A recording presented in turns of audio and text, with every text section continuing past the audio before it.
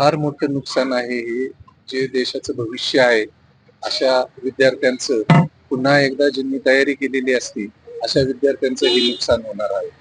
आता शासनाने टी-ई-टी ज्यांनी बी-एड केले, डी-एड केले, ज्यांना नोकरीची अपेक्षा आहे, अशा लोकांना टी-ई-टी पास होणं कंपल्सरी केलेलं आहे आणि त्या लोकांना त्या ठिकाणी नोकरी मिळणार होती.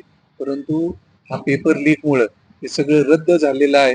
तर माझी सरकारला अशी विनंती आहे, की ह्या गोष्टीला जे कोणी ह्या पेपर फुटीसाठी जे कोणी जबाबदार असतील, या सर्व लोकांवर कडक कार्यवाही केली पाहिजे आणि येणाऱ्या काळामध्ये ही परीक्षा लवकर डिक्लेअर केली पाहिजे.